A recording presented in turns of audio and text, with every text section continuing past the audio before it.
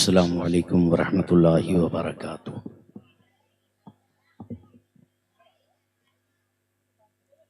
نحمده ونستعینه ونستغفره ونؤمن به ونتوکل علیہ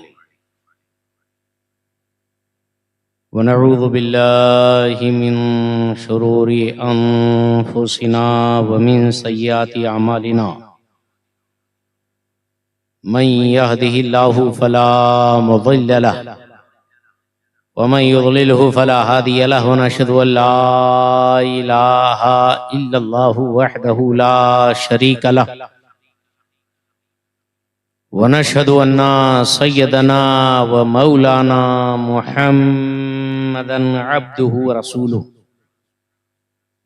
أما بعد فأعوذ بالله من الشيطان الرجيم بسم الله الرحمن الرحيم ألا إن أولياء الله لا خوف عليهم ولا هم يحزنون الذين آمنوا وكانوا يتقون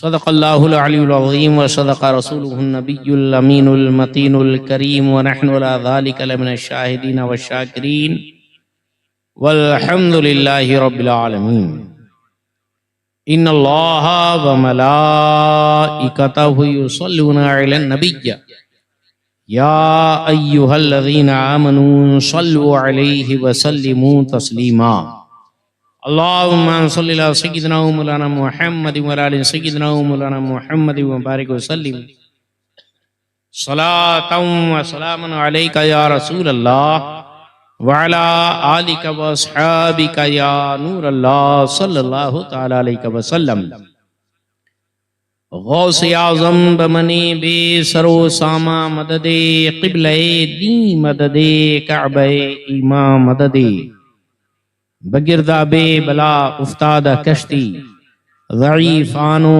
شکستہ رات پشتی بحق خواجہ عثمان ہارون مدد کن یا معین الدین چشتی مدد کن یا معین الدین چشتی مدد کن یا معین الدین چشتی سرورا شاہا کریمہ دستگیرہ اشرفا حرمت روئے پیمبر یک نظر کن سوئے ماں اے اشرف زمانہ زمانی مدد نما درہائے بسترا زکلی دے کرم کشا۔ عزیزان گرامی، برادران ملت اسلامیہ، یہ شہر چوپڑا جو در حقیقت مصطفیٰ آباد ہے، حضرت مصطفیٰ یہاں کی قطب ان کے فیض و کرم سے یہ شہر آباد ہے، اور گلی گلی میں بڑی بڑی شخصیات کے روزے اور آستانے بتا رہے ہیں کہ اس کا ماضی بڑا روحانی اور نہایت ہی پرسوز ایمانی اور شان شوکت والا تھا۔ عزیزان محترم، یہ قریب 5واں عرس سراپا قدس ہے حضرت صوفی یوسف چشتی علیہ الرحمہ کا۔ ہم اور آپ یہاں جمع ہوئے ہیں، بزرگان دین کے ذات پاک سے آج کے جلسے کو نسبت حاصل ہے، اور بڑی شان کی بات ہے کہ اسٹیج پر علماء کرام ذوی الاحترام تشریف فرما ہے، اور بھی خاص بات یہ کہ جہاں علماء ہے وہیں پر مہمانان رسول بھی ہے، نائبین رسول علماء کرام کے ساتھ ساتھ مہمانان رسول یعنی طالب علم بھی یہاں بیٹھے ہوئے ہیں۔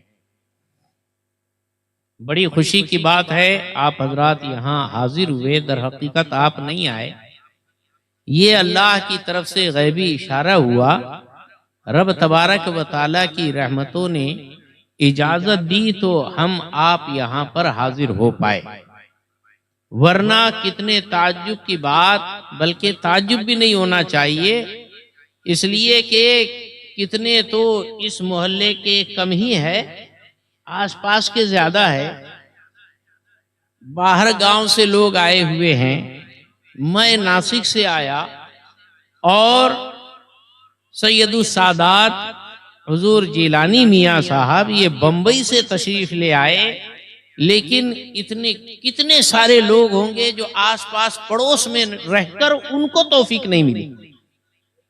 تو یہ توفیق کی بات ہوتی ہے۔ توفیق باب تفعیل کا مصدر ہے، تفعیل کے وزن پر توفیق، وفقا یوفق توفیق، اللہ کی طرف سے باقاعدہ رہنمائی ہوتی ہے، جا میرے بندے کا ذکر ہو رہا ہے وہاں تجھے بیٹھنا چاہیے۔ اور یہاں بیٹھنا کوئی سادہ سودا نہیں ہے، بلکہ یہاں کی حاضری در حقیقت وہ شان رکھتی ہے کہ اللہ کے رسول صلی اللہ علیہ وسلم کا فرمان عالی شان ہے، عند ذکر الصالحین تنزل الرحمہ، نیک لوگوں کے ذکر و چرچے کے وقت اللہ کی رحمت کا نزول ہوتا ہے۔ اور جہاں اللہ کی رحمت نازل ہو جائے اور جس پر اللہ کی رحمت کا ایک چھینٹا پڑ جائے تو ظاہر بات ہے جہاں رحمت ہوگی وہاں زحمت نہیں ہوگی، وہاں زحمت نہیں ہوگی۔ گویا اسی لیے شاعر نے پوری ترجمانی ایمانداری سے کی اور کہتا ہے شاعر کہ جہاں ذکر حبیب ہوتا ہے، جہاں ذکر حبیب ہوتا ہے خود خدا بھی قریب ہوتا ہے، اور ان کی محفل میں بیٹھنے والا آدمی خوش نصیب ہوتا ہے، آدمی خوش نصیب ہوتا ہے۔ اور یہ ہم آئے ایسی بات نہیں ہے، یہ تو انہوں نے بلا لیا اس لیے آ گئے، اور جن کو توفیق نہیں ملی تو وہ بازو میں رہ کر بھی نہیں آ پائیں گے، بلکہ چاہ کر بھی نہیں آ پائیں گے، بلکہ آ کر بھی نہیں آ پائیں گے، یہ بھی ہو سکتا ہے۔ اللہ اکبر، اللہ اکبر۔ تو عزیزان محترم، یہ تو نصیب کی بات ہے کہ جسے چاہا در پہ بلا لیا، جسے چاہا در پہ بلا لیا، جسے چاہا اپنا بنا لیا، یہ بڑے کرم کے ہیں فیصلے، یہ بڑے نصیب کی بات ہے، یہ بڑے نصیب کی بات ہے۔ اور ظاہر بات ہے کہ جب رب تبارک و تعالیٰ نے کرم کیا، اپنے ولی اور اپنے چہیتے کی محبت میں ہمیں یہاں تک بلا لیا، تو کچھ بعید نہیں کہ یہاں بلایا تو میرا مالک اتنی قدرت، اسی طاقت، اتنا پاور رکھتا ہے، وہ چاہے تو مدینے میں بھی بلا لیا ہے نا۔ ہاں، کہ ارادے لاکھ بنتے ہیں اور بن کر ٹوٹ جاتے ہیں، وہی مدینہ جاتے ہیں جنہیں سرکار بلاتے ہیں۔ اللہ اکبر۔ تو غرض کے کوشش کیجئے، آئیے تو صحیح، یہاں آئیں گے تو قسمت بھی جگے گی، اور ایک ایک پل بڑا قیمتی، قیامت کے دن تو افسوس ہوگا، جو آئے ان کو بھی افسوس ہوگا، جو نہیں آئے ان کو بھی افسوس ہوگا۔ آنے والے سر دھنیں گے کہ یار جلدی کیوں نہیں پہنچے کہ اور زیادہ نیکی ہو جاتی، اور نہیں آنے والے سوچیں گے کہ یار چلے گئے ہوتے تو کچھ نہ کچھ تو نیکی ملی ہوتی، اور آج آخرت کے لیے ذخیرہ بنا ہوتا۔ لہذا اللہ اکبر، نعرہ رسالت یا رسول اللہ، علماء اہل سنت، مسلک اعلی حضرت، ماشاءاللہ۔ عزیزان محترم، یہ محفل رسول ہے، آنکھوں سے چل کے آ، یہ محفل رسول ہے، آنکھوں سے چل کے آ، آئیں گے وہ مدینے سے، تو گھر سے چل کے آ، آئیں گے وہ مدینے سے، تو گھر سے چل کے آ۔ ایک ولی اللہ کی یاد میں محفل سجی ہے، اور مزاج بھی کچھ الگ بنا ہوا ہے، اور ماشاءاللہ ان قریب حضرت جیلانی میاں قبلہ مدظل العالی یہ بھی تشریف لائیں گے، تو اور بھی محفل میں باہر آ جائے گی۔ لہذا جلدی جلدی اپنا کام سماپت کرنے کی کوشش کروں گا۔ اچھی باتیں آپ کے لیے میں نے سوچا ہے، سننے کی کوشش کریں۔ درود پاک پڑھے اللہم صلی علی سیدنا و مولانا محمد و علی سیدنا و مولانا محمد و بارک وسلم صلاۃ و سلام علیک یا رسول اللہ وعلی آلک و اصحابک یا نور اللہ صلی اللہ تعالی علیہ وسلم۔ بزرگان دین اولیاء کاملین کو تو ہم سنی لوگ مانتے ہیں، ان کی عظمت کا ہم اعتراف کرتے ہیں۔ ہم وہ نہیں جو اللہ والوں سے کینہ رکھیں، اللہ تعالیٰ ایسے کینے سے بھی ہم کو دور رکھے اور ایسے سینے سے بھی ہم کو پاک رکھے جس میں بزرگان دین سے کوئی عداوت کا ذرہ ہو۔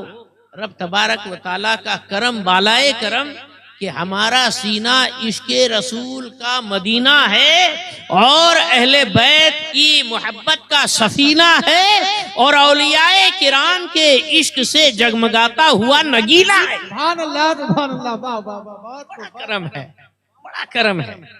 عزیزان محترم،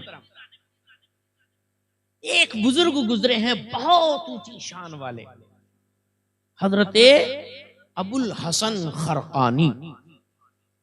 ہاں، حضرت ابو الحسن خرقانی ایسی زبردست شان والے، یہ سجادہ نشین ہے، یہ سجادہ نشین کے ساتھ مرید بھی ہے، خلیفہ بھی ہے حضرت بایزید بستامی کے۔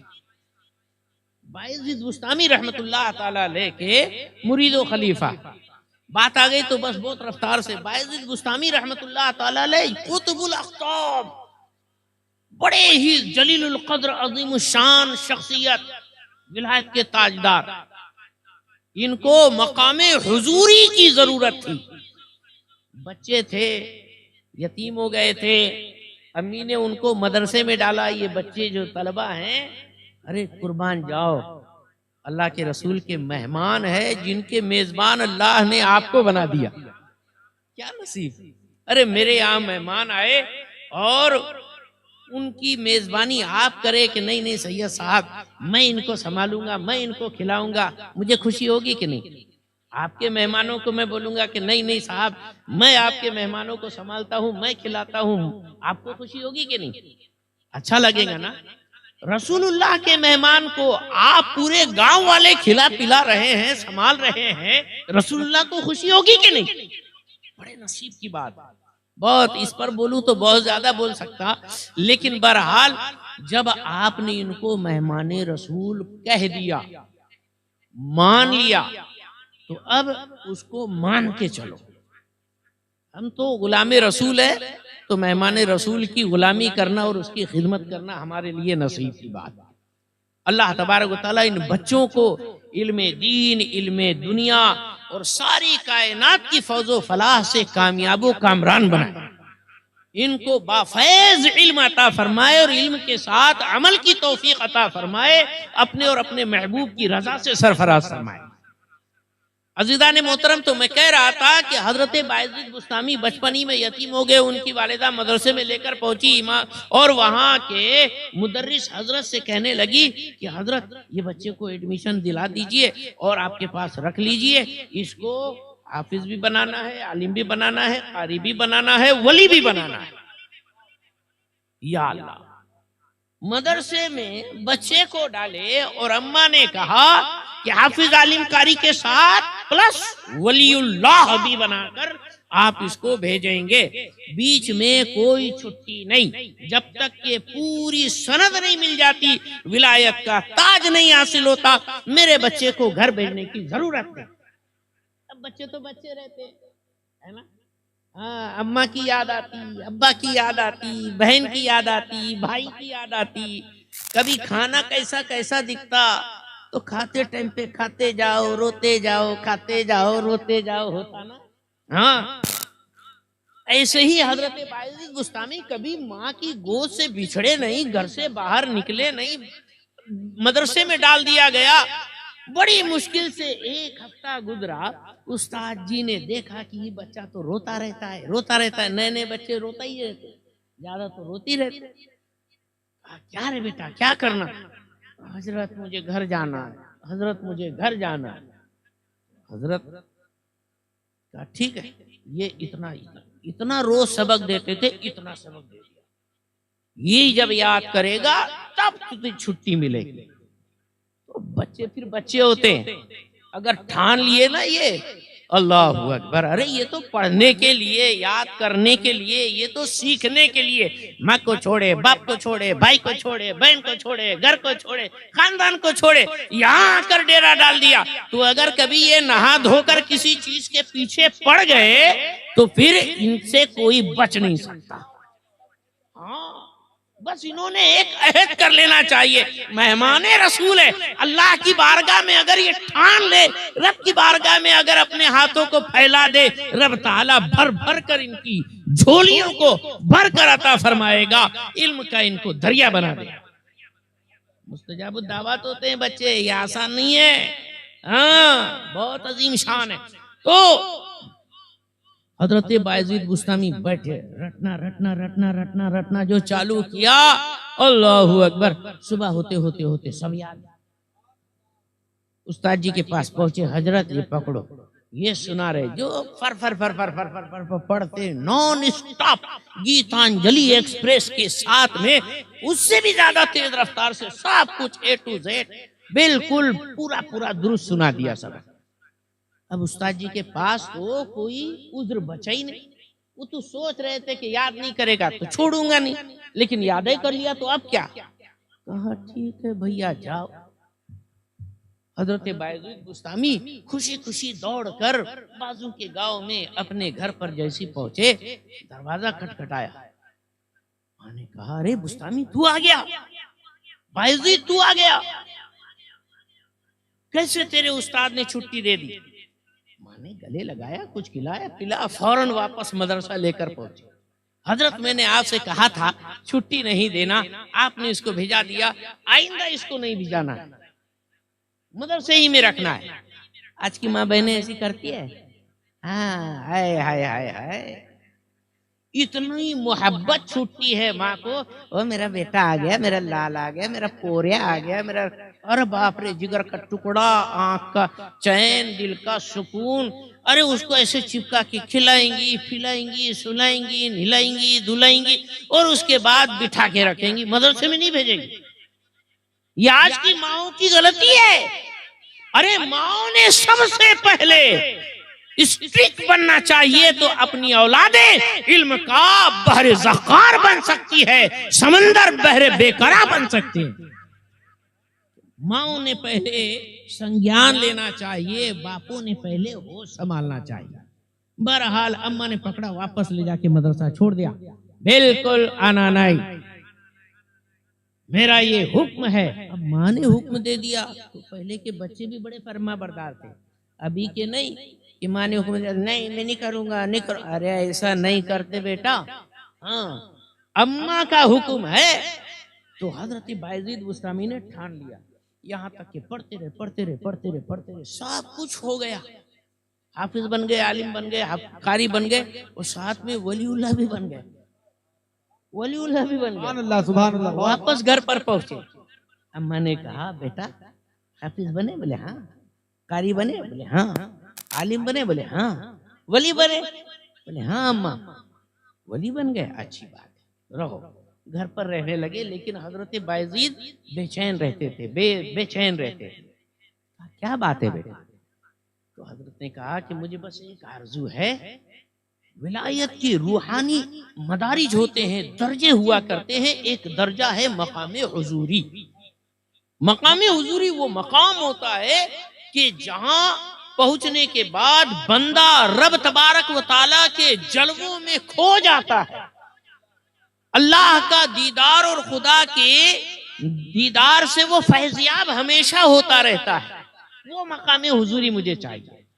کہا اچھا ٹھیک ہے، تو بولے اس کے لیے مجھے بہت سخت ریاضتیں کرنا پڑے گی، بہت کڑک مجاہدے کرنا پڑیں گے، مجھے اپنے حقوق معاف کر دیجئے، میں جاتا ہوں اور خوب جنگل بیابان میں گھوم گھوم کر خوب عبادت ریاضت مجاہدے کروں گا، اور اس طور پر مقام حضوری جب تک نہیں ملتا میں نہیں واپس آؤں گا۔ اماں نے کہا ٹھیک ہے بیٹا جا، میں نے اپنے سارے حقوق تم کو معاف کیے۔ ماں بوڑھی، اکیلا بیٹا، اور کوئی بڑھاپے کا سہارا نہیں. کہہ دیا، فرمایا جا.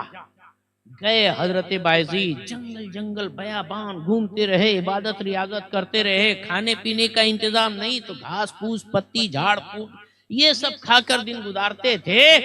20 سال تک کڑک انتہائی سخت مجاہدے ریاضات کرنے کے بعد جب ہوش آیا تو دیکھا کہ گھم گھما کر پھر بستان میں پہنچ گئے، اپنے مادر وطن جنم بھومی میں پہنچ گئے.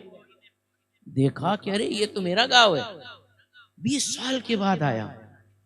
چل کر دیکھا جائے امی ہے بھی کہ نہیں، ہے تو کون سی حالت میں ہے، کم سے کم ان کا حال چال تو پوچھ لوں. پہنچے، رات کا آخری پہر تھا، سخت کڑاکے کی سردی تھی. دروازہ کھٹکھٹانا بے ادبی شمار کر کے وہیں باہر بیٹھ گئے کڑاکے کی سردی میں. پھر جب تہجد کا وقت ہوا تو اندر کچھ چلنے پھرنے کی آواز آئی، پھر وضو وغیرہ کرنے کی آواز آئی. وضو کا پانی جب بہنے لگا تو اندازہ ہو گیا کہ اماں اٹھ گئی ہیں، وضو کر رہی ہے. انہوں نے جیسے ہی ہلکے سے دروازے کو دستک دی، ماں نے دستک کی آواز پہچان لی. بیٹا بستامی آ گیا بایزید. 20 سال کے بعد بھی ہلکی سی دستک سے ماں نے پہچان لیا کہ یہ اور کوئی نہیں، یہ میرا بیٹا لخت جگر ہے.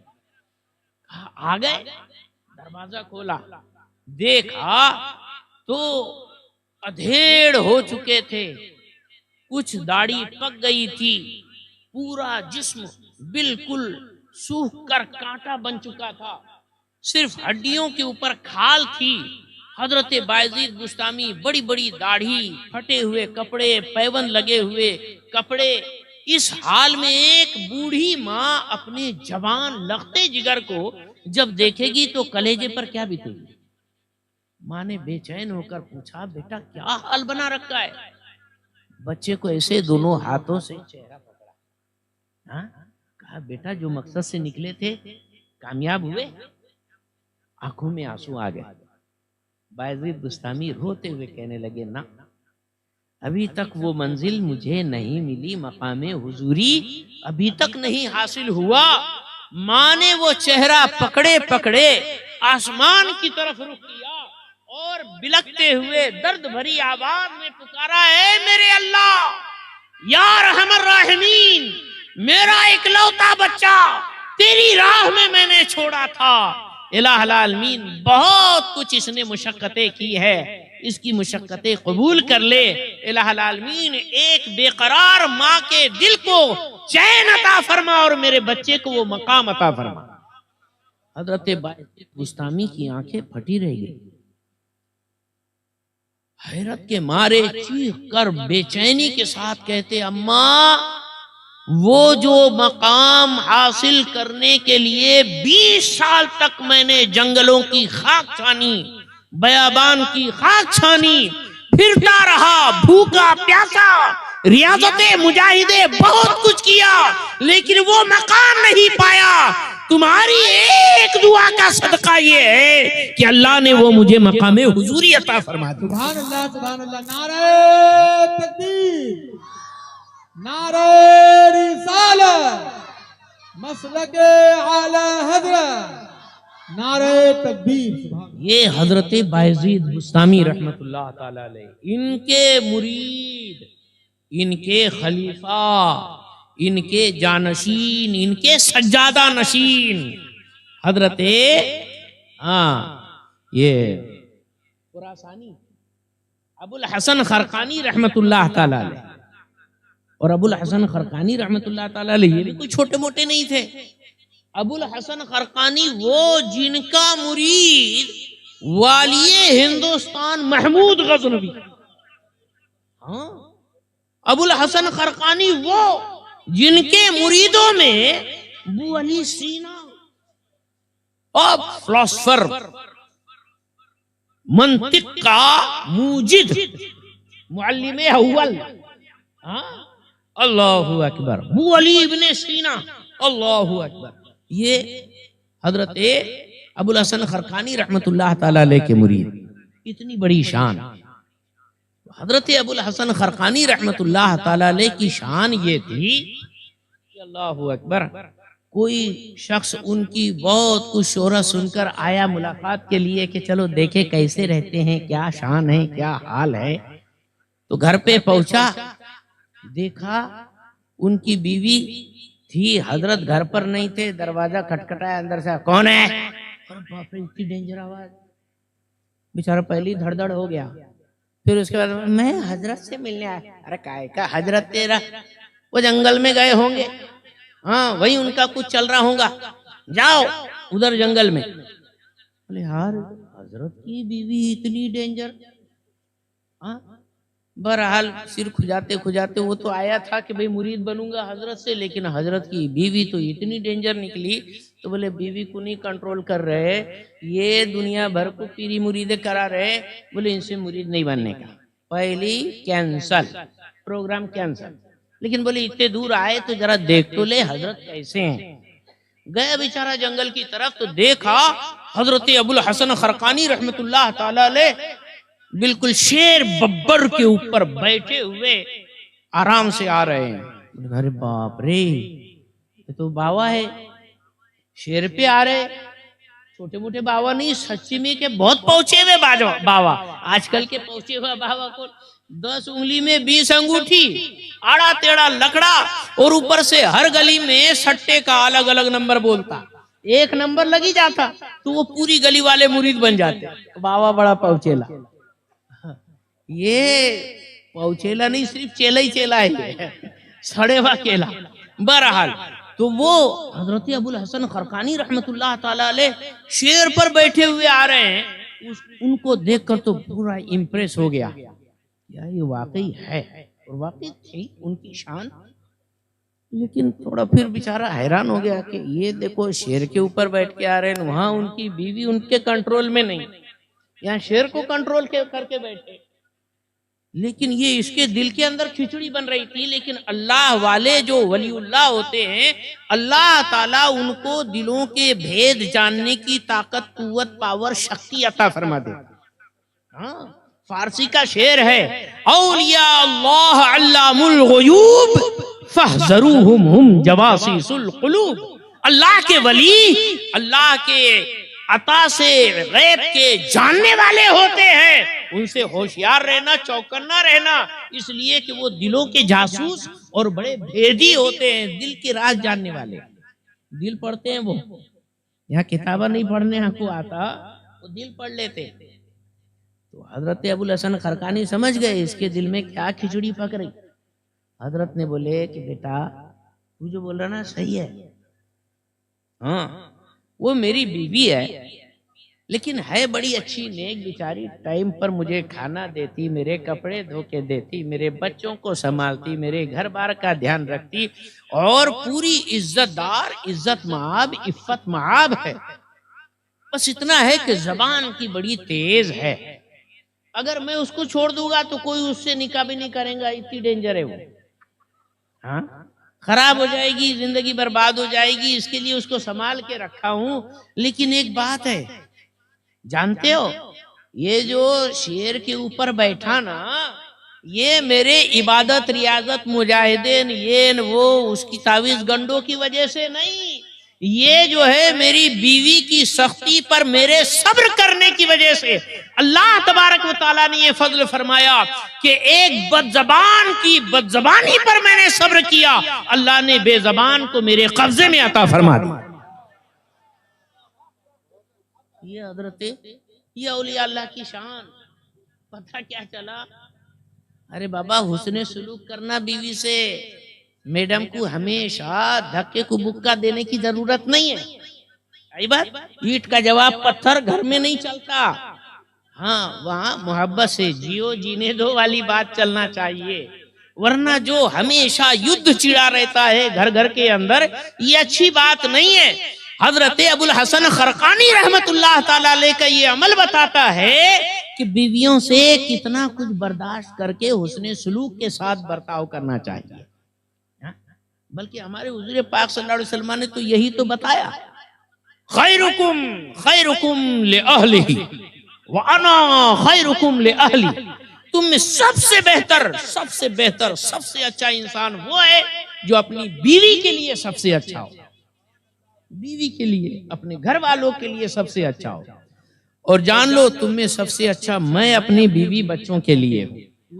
حضور نے فرمایا لہذا بیوی بچوں کے ساتھ حسن سلوک کرو، خامخواہ بدگمانی نہیں پالنا، بھیجے میں کچھ بھی کیڑے نہیں پیدا کرنا، یا ایسا چھونگا وہ تو ویسا چھونگا تو اس نے ایسا کری ہوں گی تو ارے اتنا کھائے کو یار، جو ہوا اس پہ دھیان دینا، جو نہیں ہوا اس پہ زبردستی دماغ پکانے کی ضرورت کیا ہے؟ آئی بات سمجھ میں؟ ہاں تو میاں بیوی کے حقوق بھی اس سے سمجھ میں آتے ہیں۔ حضرت ابو الحسن خرقانی رحمت اللہ تعالی علیہ کے اس واقعے سے ہم کو یہ سمجھ میں آیا، بلکہ حضور پاک صلی اللہ علیہ وسلم نے خواتین کے لیے بھی بہترین تاکید فرمائی ہے۔ ہمارے لیے تو ہمارے حضور سے بڑھ کر اور کون ہو سکتا ہے؟ بعد از خدا بزرگ تو یہ قصہ مختصر ہے نا، انہیں جانا انہیں مانا، نہ رکھا غیر سے کام، للہ الحمد میں دنیا سے مسلمان گیا۔ حضور کے ہو کے رہو، حضور کی مان کے چلو۔ آقا حضور پاک صلی اللہ علیہ وسلم نے ماں بہنوں کے لیے، خواتین کے لیے، بیویوں کے لیے کیا فرمایا؟ سنو اچھی طرح سے، اماں باجی لوگ بھی سن رہے نا تو اچھی طرح سے سن لو۔ یہ حدیث مبارکہ مشکاۃ شریف اور ابو داؤد شریف کے اندر ہے۔ آقا حضور پاک صلی اللہ علیہ وسلم نے ارشاد فرمایا کہ سب سے بہترین عورت وہ ہے کہ اذا نظر الیہا مستفاد المومن بعد تقوی اللہ عز وجل خیر من زوجۃ صالحۃ، ایک ایمان والے نے اللہ کی طرف سے نیک بیوی سے بڑھ کر ایمان کے بعد کوئی انعام نہیں پایا۔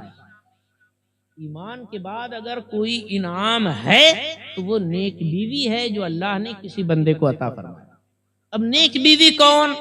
حضور فرماتے ہیں ان نظر الیہا سرت ہو، کہ شوہر اگر بیوی کو دیکھے تو بیوی اس کو اچھا فل رسپانس دے، ہے نا، ہاں خوش دلی کے ساتھ اس کی طرف دیکھے، تاکہ ایسا نہیں کہ ایسا دیکھ رہے کیا دیکھ رہے جی، کیا دیکھنی، کیا تمہارے گھر میں ماں بہنا نہیں ہے کیا؟ ارے عورت کو نہیں دیکھیں گے تو کس کو دیکھیں گا؟ تو زبردستی یہ بایا کا بھی جو دماغ اتنا ایک دم گرم رہتا نا وہ بھی غلط ہے۔ ٹھنڈا دماغ رکھنا، شوہر ہے وہ نہیں دیکھے گا تو کون دیکھے گا؟ تو اس کو اچھے سے محبت کے ساتھ مسکراتے ہوئے رسپانس ملنا چاہیے۔ ان نظر الیہا سرت ہو وَإِنْ أَمَرَهَا اطاعت ہو۔ دوسرا نیک بیوی کی نشانی حضور فرماتے ہیں کہ شوہر اگر حکم دے بیوی اس کا کہنا مانے۔ ہاں اور آج کل کے اللہ اکبر، ہاں میرا تو گھر میں رہ رہ کے دماغ خراب ہوگا، آتے سے بولے پانی لاؤ، یہ لاؤ، چائے لو، جاؤ سیدھے سے پانی لاؤ، میرے کو بلا کے دینا 2 کپ چائے بناؤ، ایک تمہارے واسطے ایک میرے واسطے۔ ایسا نہیں، بلکہ شوہر آئے تو اس کی خاطرداری ہونی چاہیے، اس کی دلداری ہونی چاہیے، مزاج پرسی ہونی چاہیے۔ ارے ایک آدمی جو ہے اپنی بیوی بچوں کے لیے پورے دن بھر باہر گھوم پھر کر، اچھی بری باتیں سن کر، گرم و سرد کے اندر دھوپ آگ میں دوڑ بھاگ کر کسی کی بھی کوئی بھی بات سن لیتا ہے، صرف اس لیے کہ میری بیوی بچے کے سامنے لقمے نصیب ہو، نعمت کے تھال سجے ہو، تو کیا اس کے لیے رسپیکٹ نہیں ہونا چاہیے؟ بالکل فل رسپیکٹ ہونا چاہیے شوہر کا۔ حضور پاک صلی اللہ علیہ وسلم نے فرمایا وَإِنْ أَمَرَهَا اطاعت، حکم دے شوہر تو کہنا مانے، زبان نہیں چلائے۔ زیادہ کبھی تم کو ترم خانی مچی تھی تو شادی نہیں کرنا تھا، جب شادی کرے تو نبھا کے بتاؤ۔ یہ کوئی گڈا گڈی کا کھیل نہیں ہے۔ جو آج کل پریوار ٹوٹ رہے ہیں، طلاقیں ہو رہی ہے، وہ اسی وجہ سے کہ لڑکیاں خود سر بن چکی ہے، اور ہر بیٹی کے پیچھے بگاڑنے والی اس کی ماں ہوتی ہے، اس کی ساس ہوتی ہے، اور اس کا سسر ہوتا ہے۔ لڑکی کے ماں باپ بلا وجہ سپورٹ کرتے ہیں۔ ارے پالا اب دیا نا تو اس کو یہ کم سے کم ذمہ داری دے کر بھیجو کہ بیٹا اب تیرا سنسار ہے، تو جان اچھی طرح سے اس کو نبھا کے نکل۔ ہماری کیا کہتے ہیں شان اونچی ہونی چاہیے، داغ نہیں لگنا چاہیے۔ لیکن ایسا نہیں بولیں گے بیٹا ٹینشن نہیں لینے کا، اینٹ کا جواب پتھر سے دینے کا، پیٹ میں سمائی تو کیا ہنڈی میں نہیں سمائیں گی؟ لگ مارتے، بولتے نا حضرت ارے بھائی پیٹ میں نہیں سمائی تھی، اس کے واسطے دسترخوان پہ بیٹھی تھی کھانے کو. تو یہ جو بولتے نا پیٹ میں سمائی، تو ہنڈی میں نہیں سمائی، پیٹ میں بھی نہیں سماتی نہ ہنڈی میں بھی نہیں سماتی. ہاں کوئی لڑکی گھر پہ بیٹھی رہے نا تو بہت ہوا، مہینے 2 مہینے 4 مہینے ٹھیک لگے گی، اس کے بعد ٹن پھن چالو ہو جاتی. ایک لڑکی کا اصل مقام جو ہوتا ہے وہ اپنے شوہر کا گھر ہوتا ہے. میرے آقا نے یہی تعلیم دی ہے. اگر مصطفیٰ کا کلمہ پڑا ہے، مصطفیٰ کی تعلیم بھی مانو، مصطفیٰ کو مانتے ہو مصطفیٰ کی بھی مانو. صرف نیاز کھانے والے مسلمان نہیں ہونا چاہیے، بلکہ رسول اللہ صلی اللہ علیہ وسلم کے فرمان پر عمل کرنے والا مسلمان بننا چاہیے. وَإِن نَظَرَ إِلَيْهَا وَإِن أَمَرَهَا أَطَاعَتْهُ وَإِن أَقْسَمَ عَلَيْهَا أَبَرَّتْهُ. اگر قسم کھا لے شوہر تو بیوی وہ قسم پوری کرے. شوہر نے بول دیا یہ کام نہیں ہوگا، تیرے اوپر میری قسم، تجھے میری قسم، یا ایسا اس نے بول دیا، بالکل شوہر کی زبان رکھنا یہ عورت کا فرض ہوتا ہے. اور وَإِن غَابَ عَنْهَا نَصَحَتْهُ فِي نَفْسِهَا وَمَالِهِ. اور اگر شوہر گھر سے کہیں باہر چلا گیا، دھندے بیوپار کاروبار کے لیے، گھومنے پھرنے سیر سپاٹے کے لیے گھر سے باہر گیا 5 منٹ کے لیے یا 5 سال کے لیے، بہرحال شوہر کے غائبانہ میں یہاں گلچھرے نہ اڑائے، بلکہ ایک نیک خاتون جس کا سپنا رسول اللہ صلی اللہ علیہ وسلم نے دیکھا اور جس کو آئیڈیل کے طور پر حضور نے ارشاد فرمایا وہ یہ کہ اگر شوہر گھر سے باہر ہو تو بیوی اکیلے رہتے ہوئے بھی اپنی آبرو کی خیال رکھے اور ساتھ ہی ساتھ شوہر کے مال کی حفاظت کرے. سمجھ میں آئی بات؟ یہ 4 باتیں جس میں ہو وہ خاتون سب سے اچھی. یہ ہے حضرت بایزید بستامی رحمت اللہ تعالی علیہ کے واقعے سے ملنے والی نصیحت. عزیزان محترم برادران ملت اسلامیہ، ایسے ہی بہت سارے بزرگان دین، اولیاء کاملین اور اللہ تبارک و تعالیٰ کے نیک بندوں کے واقعات جو ہماری نصیحتوں کے لیے کافی ہے. اللہ اکبر. یہی بایزید بستامی کا وہ مقام محمود غزنوی رحمت اللہ تعالیٰ علیہ کو انہوں نے اپنا جبہ عطا فرمایا تھا. پھر جب انہوں نے جبہ رکھ کر فتح کے واسطے دعا کی، رات میں پیر صاحب حضرت ابو الحسن خرقانی محمود غزنوی علیہ رحمہ کے خواب میں آئے. فرماتے ہیں خرقہ مارا چہ کر دی، ہمارا جبے کا تم نے کیا کیا؟ تو بولے بس سومنات فروختم، میں نے سومنات کے بدلے میں اس کو بیچ ڈالا، یعنی اس کے وسیلے سے میں نے یہ فتح حاصل کی ہے اللہ کی بارگاہ سے. تو حضرت ابو الحسن خرقانی فرماتے ہیں چھ ارزا فروختی، ارے کتنا سستا بیچ دیا. اگر تو تمام دشمنوں کے ایمان لانے کی دعا کر دیتا اس جبے کے صدقے میں، اللہ تعالیٰ سبھی کو ایمان کی دولت عطا فرماتا. یہ مقام ہے حضرت ابو الحسن خرقانی رحمت اللہ تعالی علیہ کا. تو عزیزان محترم برادران ملت اسلامیہ، یہ میاں بیوی کے حقوق اتنے اہم ہے. ایک خاتون تھی حضرت بی بی ام سلمہ رضی اللہ تعالی. ام سلمہ یہ کنیت ہے، ان کے شوہر جو تھے ان کو ابو سلمہ کہتے تھے. ہمارے یہاں بھی مہاراشٹر میں بھی کنیت بولتے ہیں. ہاں کیا بڑا بیٹا جیسے ہے اس کا نام خالد ہے تو دلہن اپنے شوہر کو کیا بولیں گی؟ او جی خالد کے ابا سنو. یہ خالد کے ابا ہی کنیت ہے. عربی میں ابو خالد بولیں گے اور ہماری خاندیسی بھاشا میں خالد کے ابا بولیں گے. ہاں، اور ویسے ہی خالد کے ابا جب اس کی بیوی کو بلائیں گے تو کیا بولیں گے؟ او خالد کے اماں سنو. یہ ام خالد اس کا ترجمہ. تو حضرت بی بی ام سلمہ رضی اللہ تعالیٰ عنہ کے شوہر تھے ابو سلمہ. دونوں کا جوڑا انتہائی کامیاب جوڑا تھا، بہت اچھا. بی بی ام سلمہ کو بھی بڑا ناز تھا اپنے شوہر پر. حضرت ابو سلمہ مسجد نبوی میں نماز پڑھتے تھے، یہاں دولہے لوگ تو بازو میں مسجد رہتی نہیں پڑھتے. اللہ اکبر. جگہ جگہ کے تمہیں تھک چکے ہیں ہنگامے، نشاط لذت خواب گراں بدل ڈالو. غلط روی سے منازل کا بعد بڑھتا ہے، مسافروں روش کارواں بدل ڈالو. ہاں اللہ اکبر. تو بہرحال حضرت ابو سلمہ حضور کے پیچھے مسجد نبوی میں نماز پڑھتے تھے. حضور پاک صلی اللہ علیہ وسلم جو کچھ بھی بیان فرماتے، بیان سننے کے بعد گھر پہ آ کر اپنے بیوی بچوں کو سنایا کرتے. آج مالک نے یہ فرمایا، سرکار نے یہ ارشاد کیا، حضور نے یہ فرمایا، یہ ارشاد ہوا. تو بی بی ام سلمہ رضی اللہ تعالیٰ عنہ بھی سنتی تھی. تو آپ صرف یہاں ایسا سننے کا نہیں، ایسے لمبے لمبے ٹکر ٹکر دیکھ کر، ارے صاحب یہاں کیا مسجد میں بھی اگر کچھ اچھی بات سنائی دے، گھر پہ جا کر بیوی بچوں کو سنایا کرو. صحابہ کا یہ طریقہ تھا، صحابہ کا یہ طریقہ تھا. تو حضرت ابو سلمہ گھر جا کر بی بی ام سلمہ کو ساری حدیثیں، واقعات، معاملات، ساری باتیں سناتے تھے.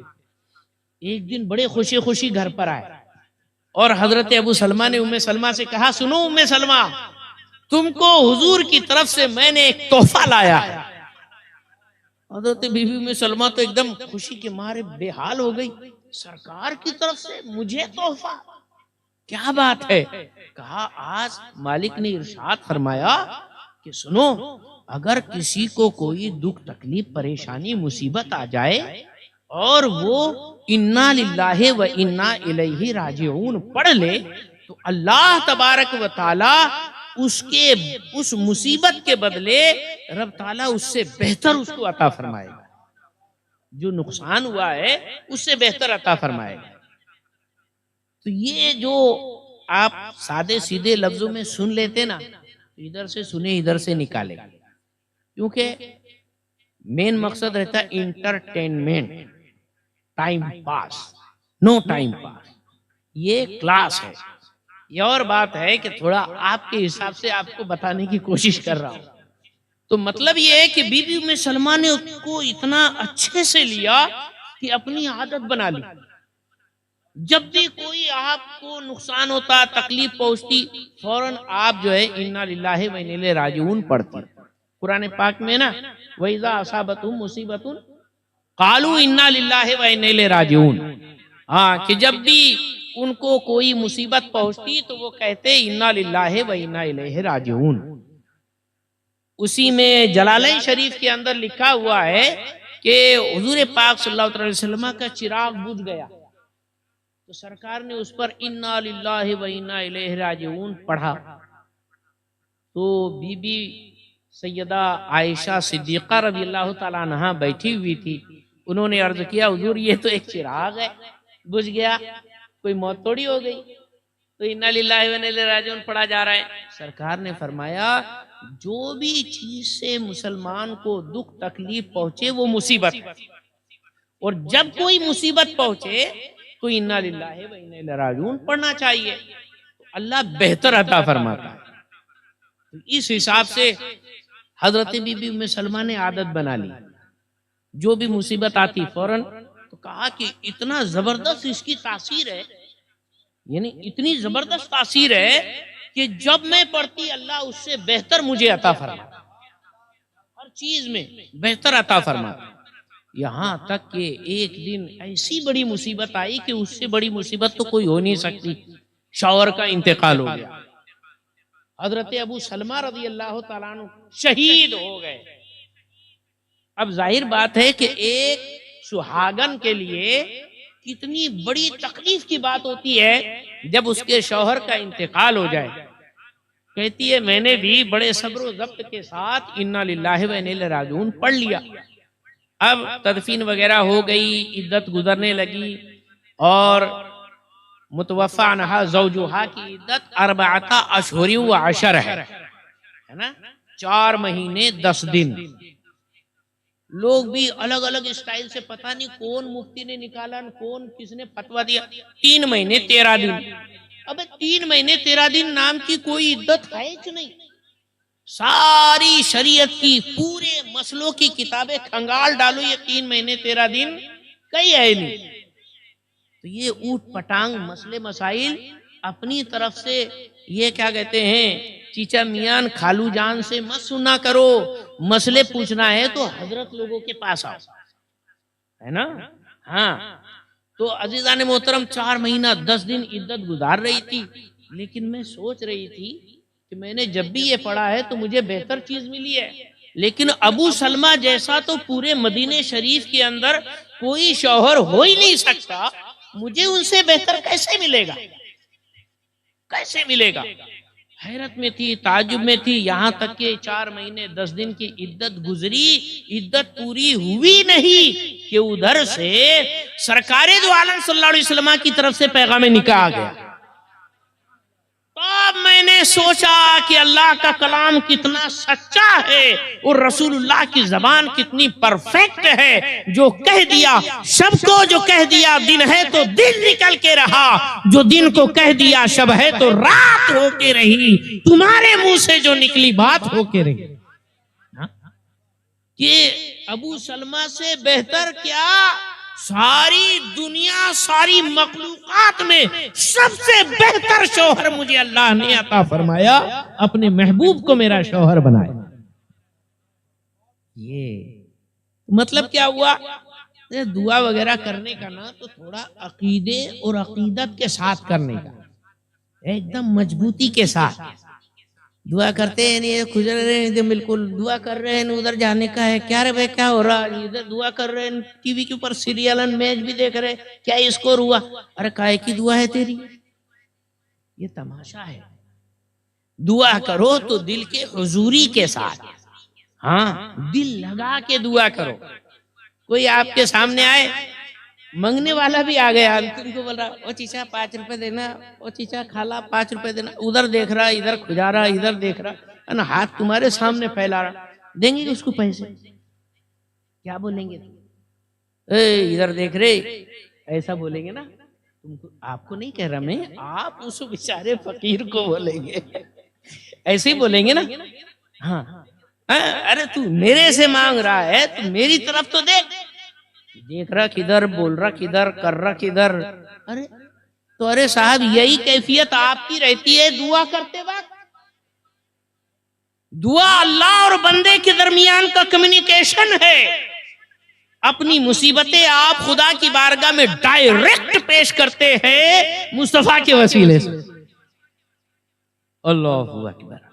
اور یہ دعا اللہ کو اتنی پسند, اتنی پسند, اتنی پسند کہ پیارے محبوب نے فرمایا الدعاء مخ العبادہ, دعا عبادت کا مغز ہے. اور یہ مغز لے کے پھرتے پورا مغز ہی خراب کر کے رکھتے. یہ دعا یعنی پورے اہتمام کے ساتھ, پوری دل لگی کے ساتھ, پورے حضور قلب کے ساتھ, پوری توجہ کے ساتھ مانگی جائے. اور پھر دیکھو بھلا وہ اللہ تبارک و تعالی سنتا سب کی ہے, مانتا کسی کسی کی ہے. سنتا سب کی, مانتا کسی کسی کی.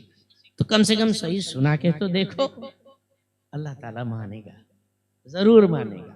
لیکن جب وسیلہ لگاؤ گے نا اور مان لے گا.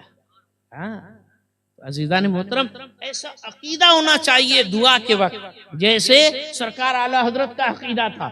حج کو جا رہے تھے اور جہاز میں بیٹھے, پانی جہاز میں, اور دریا کے اندر سمندر میں طوفان آ گیا. بالکل کشتی ادھر سے ادھر ایسی گھوم رہی, ڈول رہی, ہل رہی, ڈگمگا رہی ہے. لوگ یہ کونے سے گڑبڑا کے وہ کونے پر, وہ کونے سے گڑبڑا کر یہ کونے پر. اللہ اکبر. اب بولے اب تم گئے بھیا, اب تو جینا نہیں ہے, اب تو ختم ہو جائیں گے. لیکن سرکار اعلیٰ حضرت اطمینان سے تھے. کہا رے آپ تو دعا تو کرو. کہا کہ دعا کرو, بالکل دعا کرنا اچھی بات ہے, لیکن یہ بات میں کہہ رہا ہوں کہ کوئی تکلیف نہیں ہوگی انشاءاللہ. اور ہمارا یہ بیڑا, ہماری یہ جہاز کنارے تک لگے گا, منزل تک پہنچے گا. لوگوں کو مطلب محسوس ہوا کہ یہ دیکھو اتنی مصیبت میں بھی دعا وغیرہ نہ کرتے ہوئے ایسی باتیں کر رہے ہیں. اور ہوا بھی ہے. تھوڑی دیر کے بعد سارا کچھ معاملہ نارمل ہو گیا. سب لوگ بولے کہ یار لگ تو نہیں رہا تھا کہ اتنی جلدی طوفان ختم ہوگا یہ, لیکن یہ سارا کچھ ایسا نارمل کیسے ہوا. اعلیٰ حضرت سرکار امام احمد رضا فاضل بریلوی رضی اللہ تعالیٰ عنہ کی بارگاہ میں سب لوگ آئے. حضرت مسئلہ کچھ سمجھ میں نہیں آیا. یہ کیا معاملہ تھا؟ کہا جب میں کشتی میں بیٹھا نا تو دعا پڑھ لیا تھا میں نے، سفر کی دعا، ہاں الحمدللہ الذی سخر لنا ھذا وما كنا له مقرنین وانا الی ربنا لمنقلبون، پڑھ لیا تھا۔ اور جو یہ دعا پڑھ لے، رسول اللہ کا فرمان ہے، اس کو تکلیف نہیں ہوگی، اس کا سفر کامیاب ہوگا۔ جب سرکار نے کہہ دیا تو پھر کہہ دیا، آنے دو یا ڈبو دو، اب تو تمہاری جانب کشتی تمہیں پہ چھوڑی، لنگر اٹھا دیے۔ سرکار کے بھروسے کشتی چھوڑ دی، کیوں؟ جب حضور نے فرما دیا کہ پڑھ لو انشاءاللہ فتح ہوگی، فتح ہو گئی۔ تو ایسے یقین کامل کے ساتھ دعائیں کرنی چاہیے۔ عرس ہے نا، آپ لوگ عرس میں آئے، سب کے چہرے کھلے ہوئے ہیں، لیکن بیچارے کچھ 2 ڈزن والے رہتے نا، ان کو بہت تکلیف رہتی، پتہ نہیں کیوں، کچھ بھی کرے سنی تو بولے ایسا کیوں، کھیر پکائے کائی کو پکائے، پوری پکائے کائی کو پکائے، حلوہ پکائے کائی کو پکائے۔ ارے بھائی تو کائی کو کرتے ہوا تو کیا دنیا میں آیا کیا؟ صرف ایک ہی کام ہے تیرا، کائی کو کھا رہے ہم، پکا رہے ہم، تیرے پیٹ میں مروڑ کیوں ہو رہی؟ عرس منا دے، بولے عرس کس کائے منگائے، عرس کیوں منائے؟ ارے باپ رے، پھکٹ فوجدار، یہ کیا ہے عرس کیوں منائے؟ سنو، اصل میں عرس میں ہوتا کیا ہے؟ سال بھر گزر جانے کے بعد معین دن تاریخ میں سب لوگ جمع ہوتے اور کیا کرتے؟ عرس کا مطلب یہ ابھی عرس منایا جا رہا ہے، تو اس میں کیا کیا ہوا؟ سب سے پہلے قرآن کی تلاوت ہوئی ہے نا، تلاوت ہونے کے بعد نعت پاک پڑھی گئی، ماشاءاللہ اتنی پیاری نعت، میں بہت زمانے سے سننا چاہتا تھا لیکن یہ بندے کی آواز ہی نہیں سنائی دیتی تھی، آج بالکل سنا تو بہت مزہ آیا۔ اللہ تعالیٰ اور برکت عطا فرمائے۔ ہاں، سوز گداز عشق اخلاص سب کچھ تھا، دکھاوا نہیں اور وہ مٹکنا جھٹکنا بھی نہیں، ہے نا، جو ہوتا ہے شاعروں میں اخلاص نظر آیا۔ ایسے نعت پڑھتے، وہ اچھل کود کا وہ والی نعتیں نہیں ہوتی ہے، وہ تماشا اور ڈسکو ہوتا ہے۔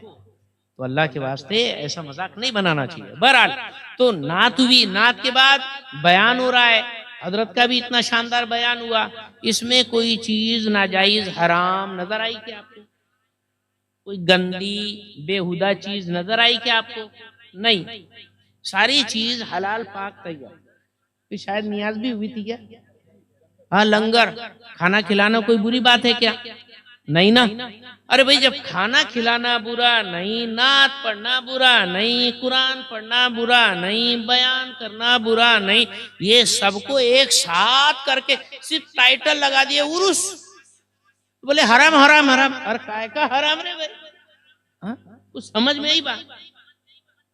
چاول کھانا جائز، دال کھانا جائز، نمک کھانا جائز، تیل کھانا جائز، ان سب کو ایک ساتھ ابال دو، کھچڑی بنا دو تو بولے حرام ہو گئے۔ ایسا کیسے ہو سکتا کیا؟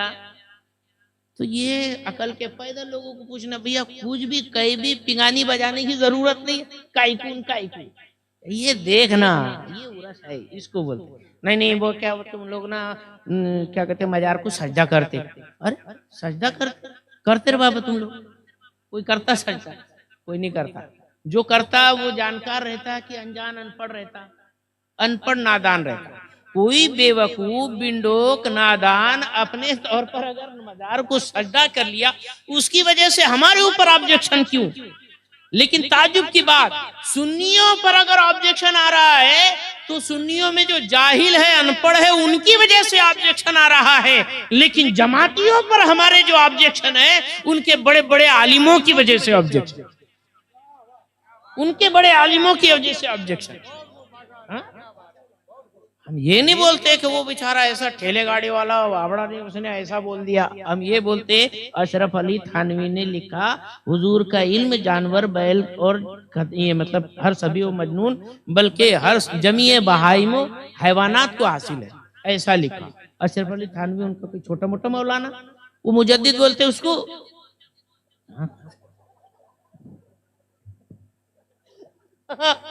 اور ان میں سے ایک قاسم نانوتوی آگا، ایک خلیل احمد امبیٹھ بھی ہوگا، وہ تو امبیٹھا کا رہنے والا تھا، ایک نانوتا کا رہنے والا تھا. ارے باپ رے، ان کے گاؤں کے نام بھی اتنے ٹیڑے واکڑے کہ لینے سے منہ کو ایسا لگتا کہ زبان میں گاٹ بن جائیں گے. تو ایسے لوگ آڑے تیڑے، یعنی ان کی مٹی ٹیڑھی تھی، سارے واکڑے تکڑے باتاں کر کے لکھے گئے. تو عزیزان محترم، بہرحال یہ ایسے ان کی باتیں ہیں.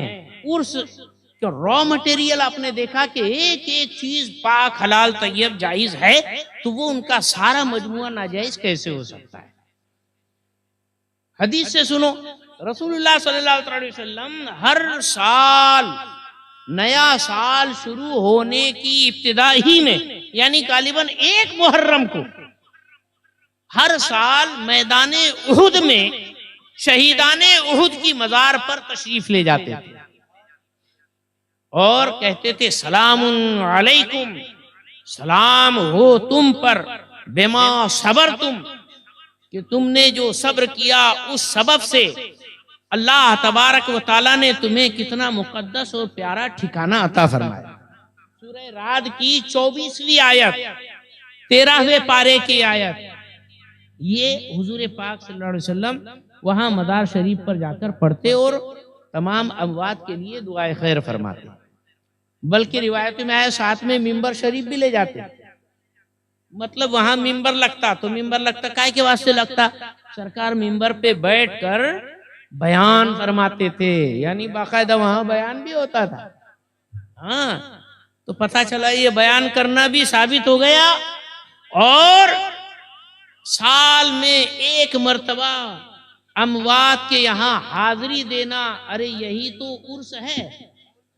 ہر سال فکس تاریخ کو جو محفل مناتے ہیں اسی کو عرس کرتے ہیں. تو سرکار بھی عرس مناتے تھے. تو صرف اتنا ہی نہیں، معلوم ہے یہ کہاں لکھا ہوا ہے؟ تو میں نے بولا نا 13واں پارہ، اس میں یہ 24ویں آیت سورہ رعد کی سلام علیکم والی، اس کی شرح میں تفسیر ابن کثیر کے اندر یہ روایت لکھی ہوئی ہے. تب تفسیر ابن کثیر، علامہ ابن کثیر کی لکھی ہوئی، حافظ ابن کثیر کی تفسیر ہے.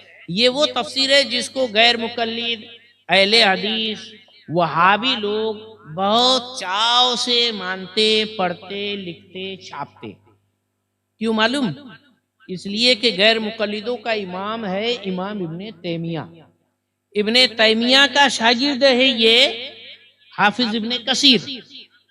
تو چونکہ پورا غیر مقلدین کا یہ سمجھو مسئلہ ہے، اس وجہ سے ابن کثیر کی تفسیر بڑی ان کے یہاں پاورفل مانی جاتی. اسی میں یہ روایت منقول ہے اس حدیث کی، اس آیت پاک کی تفسیر کے اندر، کہ سرکار ہر سال مہینے یہ اس شروعات میں جاتے اور وہاں پر حضور پاک صلی اللہ علیہ وسلم اموات کے لیے دعا فرماتے. اسی پر بس نہیں، بلکہ ثم کان ابو بکر یفعل ہکذا بعد النبی صلی اللہ علیہ وسلم. یہ بھی لکھا ہے ابن کثیر کہ سرکار کی وفات ظاہری کے بعد حضرت صدیق اکبر بھی ایسا ہی ہر سال جا کر شہیدان احد کی مزار پر فاتحہ پڑھتے تھے. ثم کان یفعل ہکذا، ثم کان عمر یفعل ہکذا بعد ابی بکر، کہ حضرت عمر فاروق اعظم صدیق اکبر کے بعد اپنے دور خلافت میں ایسا کرتے تھے. ثم کان عثمان یفعل ہکذا بعد عمر، پھر حضرت عثمان غنی عمر فاروق اعظم کی وفات کے بعد، شہادت کے بعد، عثمان غنی اپنی دور خلافت میں ایسے ہی شہیدان احد پر جا کر فاتحہ پڑھا کرتے تھے. ابن کثیر میں لکھا ہوا ہے. مطلب عرس منانا حضور نے بھی اپنایا ہے اور صدیق اکبر، عمر فاروق اعظم، عثمان غنی ذو النورین رضی اللہ عنہ اجمعین نے بھی اس پر عمل کیا. یعنی عرس منانا وہ عمل ہے جس پر سرکار کا بھی معمول رہا ہے اور خلفائے راشدین کا بھی معمول رہا ہے. اور سرکار نے فرمایا علیکم بسنتی و سنت الخلفاء الراشدین، تم پر میرا طریقہ اور میرے خلفائے راشدین کا طریقہ لازم و واجب ہے. اس لیے ہم لوگ سنی لوگ عرس مناتے. کوئی پریشانی ہو رہی، یہ دلیل ہے بابا. تھوڑا کچھ علمی بات بھی سمجھ لو کہ اگر کوئی آگے ایسا بھٹکیل بھٹکیل تو صرف کارین تورین نہیں کرنے کا بلکہ یہ بھی بات بتا دینے کا، تو وہ بھی سمجھ جائیں گا کہ سنی صرف سن نہیں رہتا بلکہ سن کے بہت کچھ سونا بن گیا ہوا ہے. صحیح بات.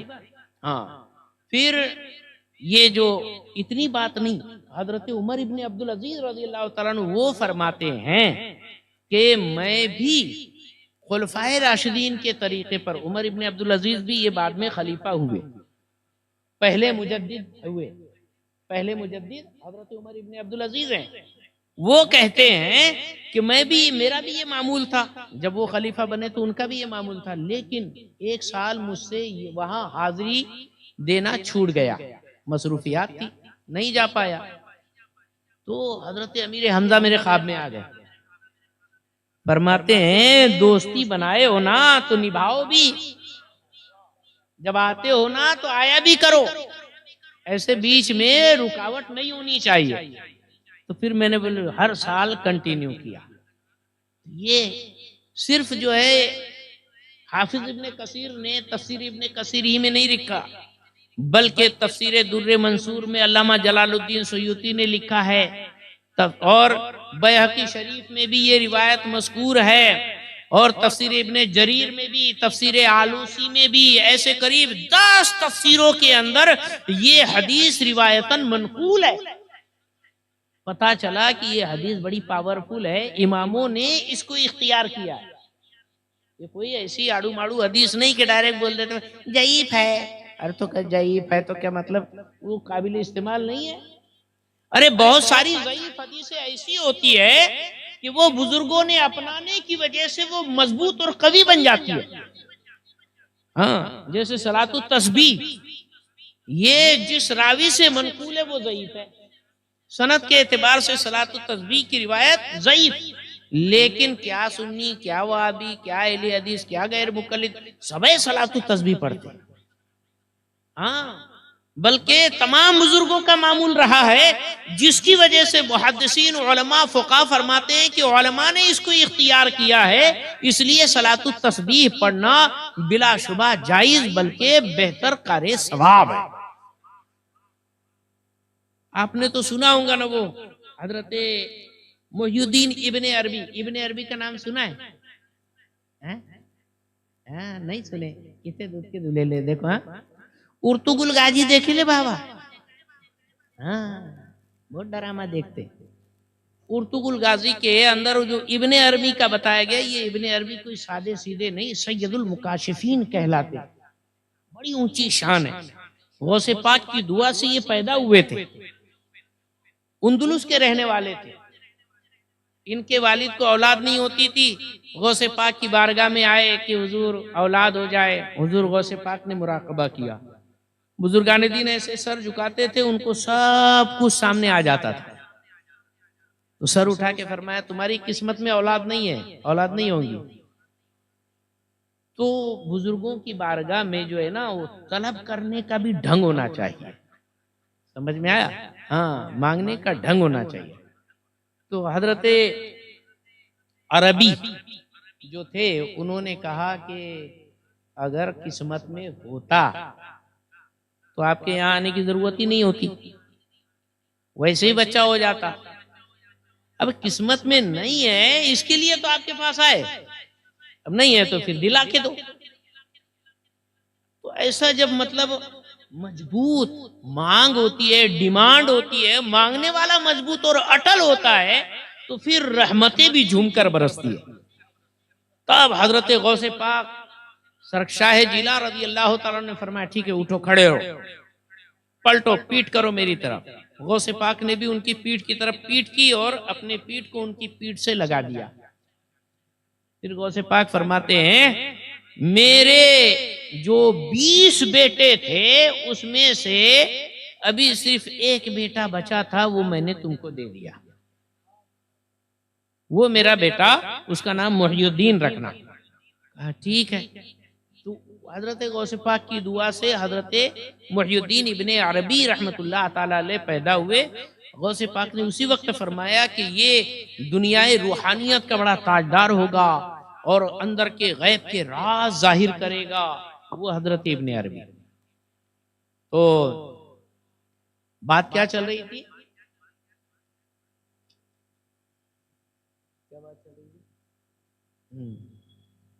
تو حضرت ابن عربی رحمت اللہ تعالی علیہ یہ سید المکاشفین ہیں۔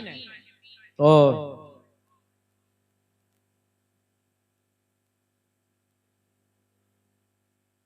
درود پاک پڑھے، اللہم صلی اللہ سیدنا و مولانا محمد و علی سیدنا و مولانا محمد و بارک وسلم، صلاۃ و سلام علیک یا رسول اللہ وعلی آلک و اصحابک یا نور اللہ صلی اللہ تعالی علیہ وسلم۔ اللہم صلی اللہ سیدنا و مولانا محمد و علی سیدنا و مولانا محمد و بارک وسلم، صلاۃ و سلام علیک یا رسول اللہ وعلی آلک و اصحابک یا نور اللہ صلی اللہ تعالی علیہ وسلم۔ حضرت عمر ابن عبدالعزیز رحمت اللہ تعالی علیہ، انہوں نے جو ہے وہ ہر سال پھر باقاعدہ یہ میدان احد میں جا کر فاتحہ دینا شروع کیا، اور اس طور پر یہ سارا کچھ معاملہ ہوا۔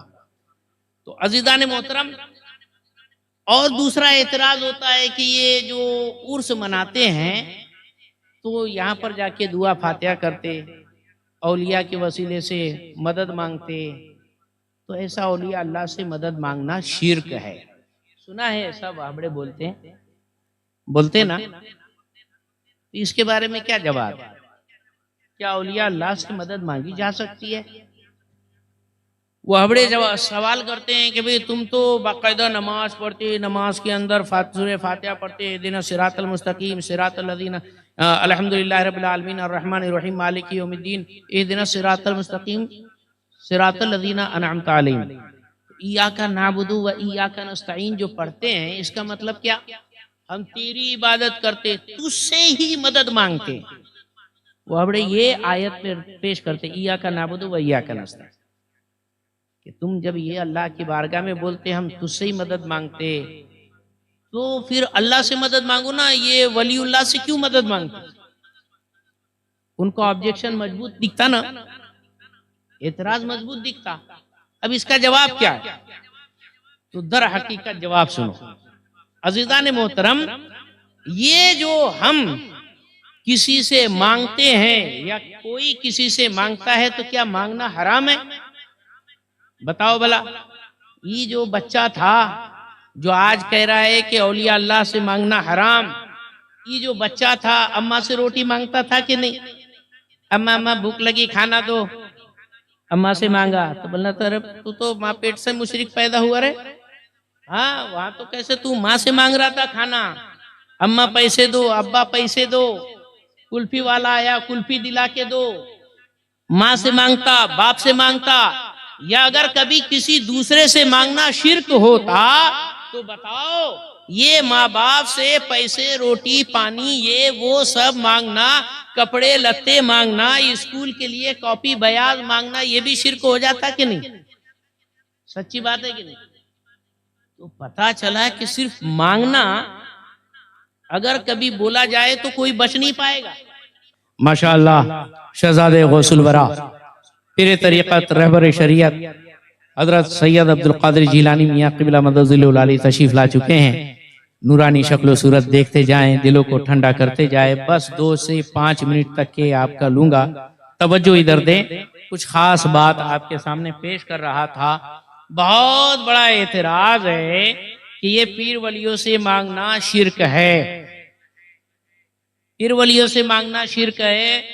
کیوں؟ تو بولیے غیر اللہ سے مدد مانگنا شرک ہے، لفظ بلفظ یہی بولتے ہیں، غیر اللہ سے مدد مانگنا شرک ہے۔ تو غیر اللہ بولے تو چاہے غیر اللہ وہ زندہ ہو یا مردہ ہو، غیر اللہ ہے نا۔ تو پھر یہ جو بچپن میں اماں سے روٹی مانگتا تھا تو اماں کو اللہ بول کے مانگتا تھا کہ غیر اللہ بول کے مانگتا تھا؟ بولو نا، ماں اللہ ہے کہ غیر اللہ؟ غیر اللہ ہے، اللہ تو ہے نہیں ہے نا ماں۔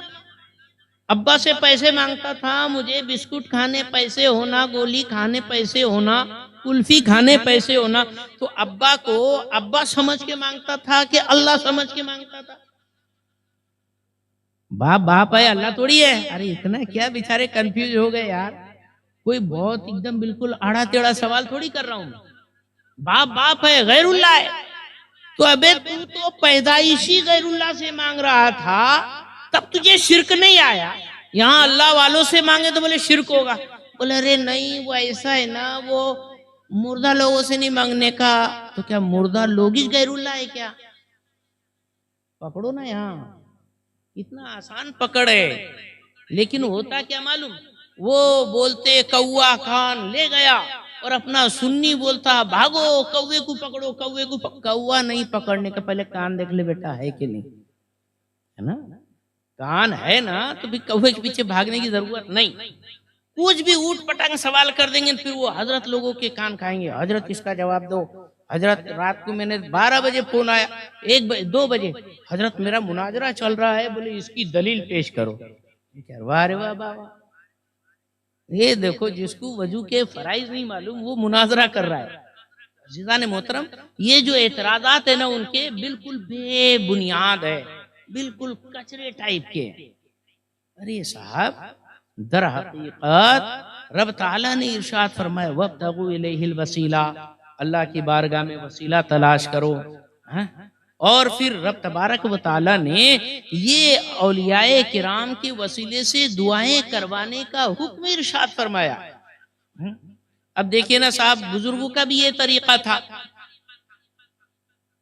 حضرت عمر فاروق اعظم نے حضرت عباس سرکار کے چچا کا وسیلہ لے کر بارش کے لیے دعا فرمائی تھی، اللہ نے بارش نازل فرمائی۔